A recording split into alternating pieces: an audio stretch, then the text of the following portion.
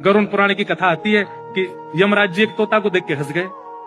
तो तोता बोला कोई और हंस जाए तो बात बनेगी, यमराज हंस रहा है। तोते के मित्र थे गरुड़ जी, भगवान के वाहन।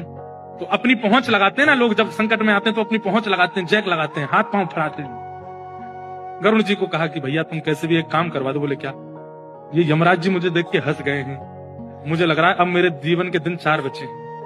तुम कैसे भी भगवान से कहकर के मेरी जो जीवन अवधि है उसको बढ़वा दो, क्योंकि मुझे पता है कि ये यमराज जी तभी हंसते हैं जब किसी को उठाना होता है। गरुड़ जी बोले भगवान से बाद में बात करूंगा, पहले तुम मेरे पास आओ, बैठो मेरी कमर पे।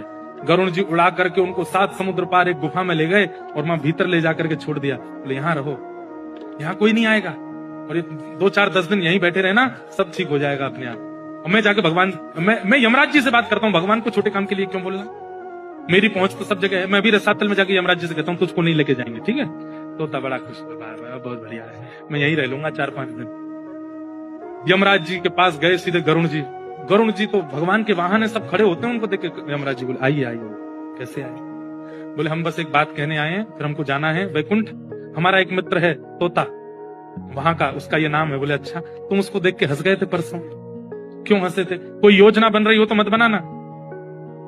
अच्छा, उस वन के तोते के बारे में? बोले हाँ, मैं तो उसको देख के इसलिए हंस गया था, मैंने कि देखो कैसे कर्म की विधि, ये अभी यहाँ बैठा है और इसकी मृत्यु 7 समुद्र पार एक गुफा में बिल्ली के खाने से होगी, और मैं ये सोच के हंस रहा था कि ये 7 समुद्र पार पहुंचेगा कैसे।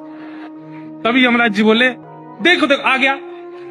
पीछे देखा तो उस तोते की आत्मा आ रही थी, मर गया। गरुड़ जी बोले मैं ही छोड़ के आया था इसे। आप कौन से जन्म का अब भोग रहे हो आपको नहीं पता है भैया, वो नहीं टल सकती है।